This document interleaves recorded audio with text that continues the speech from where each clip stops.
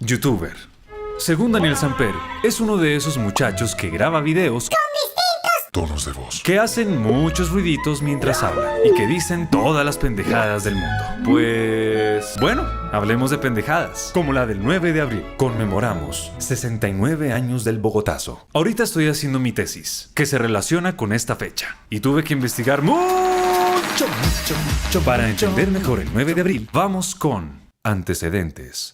Partidos políticos. Colombia sufrió de bipartidismo durante 150 años, más o menos. En esencia, el Partido Liberal promovía un Estado con múltiples libertades individuales. Estaba a favor del libre cambio y de la descentralización, casi siempre. El Partido Conservador quería un Estado guiado por la Iglesia y los valores tradicionales. Le apuntaba a un gobierno central fuerte y al proteccionismo económico, casi siempre. La verdad es que los partidos modificaban sus doctrinas de acuerdo a las circunstancias nacionales e internacionales, a tácticas de gobierno o de oposición y a un impulso electoral ocasional. Veamos su historia brevemente. La primera vez que se usó la palabra liberal fue para distinguir a los partidarios de Santander que estaban en contra de Bolívar en la Convención de Ocaña de 1828, es decir, 2 años antes de la separación de la Gran Colombia. Alrededor de Santander se formó el Partido Progresista, que se dividió en 3 bandos para luego ser solo 2, los de Obando y los de Márquez. Entre tanto, pasaron muchas cosas antes del nacimiento de los partidos. El liberal nace en 1848 con Ezequiel Rojas, autor de las bases programáticas del partido. El conservador nace al año siguiente con Mariano Ospina Rodríguez y José Eusebio Caro, quienes redactan el programa conservador. Para entonces, Colombia se separaba de su pasado colonial.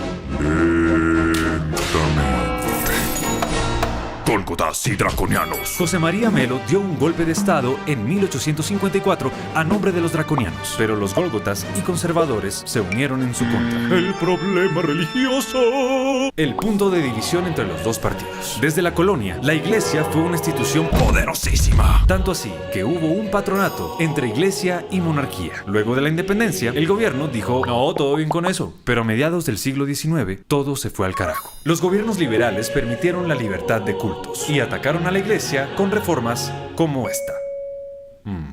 Así, la iglesia perdió un poquito de poder. el periodo radical liberal. Nacieron los Estados Unidos de Colombia y la mayoría de sus presidentes fueron Del Olimpo radical. De los liberales. Ellos querían lo mejor para el país, pero se les volteó la torta. El federalismo triunfó en un intento de descentralizar las guerras. Aún así, Colombia quedó más pobre y dividida que nunca. Regeneración o catástrofe. El lema de Rafael Núñez fue un periodo contrastante de reformas centralistas. Era necesario unificar el país por el bien de todos. Gracias a esto, la iglesia volvió al poder con la Constitución del 86. En nombre de Dios. Y con el Concordato de 1887, quedando a cargo del registro de nacimientos, matrimonios y muertes, así como de los cementerios, eliminando el divorcio y el matrimonio civil y controlando la educación. Aunque Rafael Núñez lo hizo para preservar el status quo. Con eso, comienza la Hegemonía conservadora. Fue una época caracterizada por una guerrita y una guerrota. La independencia del Estado de Panamá, gracias al Canal de Panamá del gobierno de Teddy Roosevelt, gobiernos autoritarios y el crecimiento de la economía gracias al Gaviota que vi a lo lejos. y otros productos, con los cuales se necesitaron de obreros y sindicatos. Y hubo huelgas y huelgas y huelgas y huelgas y una masacre. Les voy a contar una historia. Desde 1886, el arzobispo primado tenía la última palabra en escoger al candidato conservador, o sea, al presidente. Pero para 1930, el arzobispo no se decidió. Esto gracias al descontento popular y al peligro de la masonería. Con el conservatismo dividido, empieza la República Liberal, con Enrique Olaya Herrera, la etapa más progresista hasta entonces. La economía estuvo muy bien. Hubo mucho contacto entre el gobierno y los obreros. Y se hizo una reforma constitucional, tachada de atea y de comunista por sus enemigos. Ante lo cual, Laureano Gómez crea una campaña que revive el problema religioso. Paréntesis. Hubo una migración masiva del campo a la ciudad entre 1920 y 1940. Y la población crecía y crecía y crecía y crecía. El origen de la violencia. El Partido Liberal se dividió. Para 1946 fue elegido Mariano Ospina Pérez como presidente por mayoría de votos. Bajo su gobierno y de a poquitos, la oposición fue silenciada. Con plomo. Guerras civiles. Estos partidos se han agarrado todo el tiempo. Para este segundo antecedente, decidí ir al sitio en que comenzaron todas las guerras de Colombia. La Casa del Florero, en una esquina de lo que luego se conocería como la Plaza de Bolívar. Y aquí está Simón Bolívar. ¡Hola, Bolívar! Aquí inició oficialmente nuestra guerra de independencia.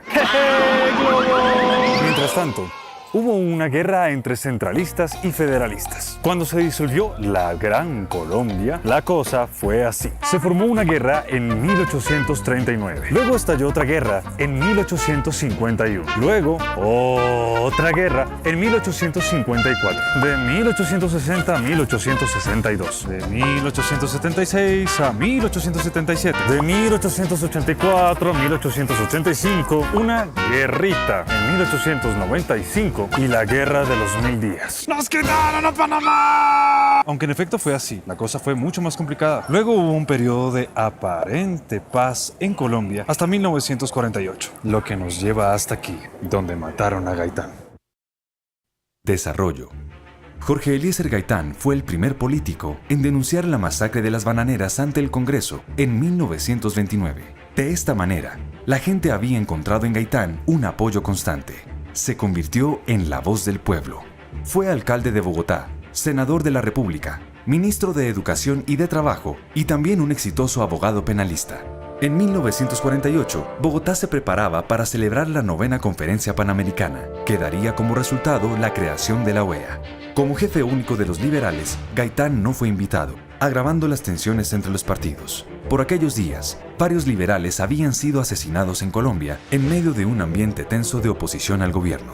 Todo esto tocó fondo al mediodía del 9 de abril, cuando Gaitán es asesinado por Juan Roa Sierra. De inmediato, estalló el Bogotazo. Mataron a Gaitán. Un susurro que se transformó en una estampida incontenible. Atrincheraron y ajusticiaron al asesino.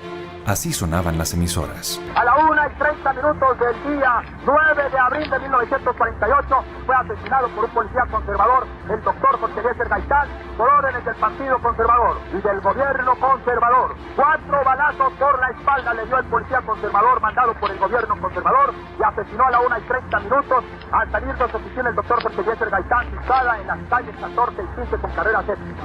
Aló, fuerzas liberales y internistas de Colombia, se han levantado todas las divisiones de la policía en la capital de la República a favor del movimiento revolucionario. La gente se armó con lo que podía encontrar. El caos, la confusión y la zozobra se apoderaron de las calles. Bogotá se incendió. La comida escaseaba y el conflicto se extendió a otras zonas del país. Han pasado 69 años en los que aún no sabemos quién estuvo detrás de esto. Cada quien tiene su versión de la historia. Lo que sabemos es que a partir de ese día, Colombia ya no sería la misma. Consecuencias. La guerra dejó de ser exclusiva para los partidos. Aquí se armaron todos. Nacieron grupos como los pájaros conservadores y las guerrillas liberales. Hubo un golpe de estado, sin sangre, una presidencia y una dictadura del militar Gustavo Rojas Pinilla. Para apaciguar la lucha bipartidista, nuestros dos partidos estrella conforman el Frente Nacional, o sea, la sucesión de poder cada 4 años. Y bueno, todo lo demás que ocurrió en los 80s y los 90s, ya saben, lo que uno ve en las noticias. Además, Bogotá se expandió hacia el norte. Después del Bogotazo, las familias adineradas del centro se mudaron a áreas de la ciudad como Chapinero y El Chicó, y a otros municipios como Usaquén y Suba. Se formó el Distrito Especial de Bogotá, anexando todos estos municipios. Y como hubo tantas invasiones en el sur a causa de la guerra, nació Ciudad Bolívar en 1983. Esas son de las consecuencias más importantes. La lista no termina. Para terminar, creo que nos merecemos conocer nuestra historia. Con ella, podemos comprender cómo somos, para que el futuro realmente sea el mejor futuro para todos. Amigos, les doy las gracias por ver este video. Si les gustó el video, denle like. Si no les gustó, denle al pulgar que está al revés. La verdad, no sé si hacer más videos, no tengo mucho tiempo, pero trataré de subir uno de vez en cuando. No siendo más por el momento, me despido, porque tengo Que terminar la tesis. Chao.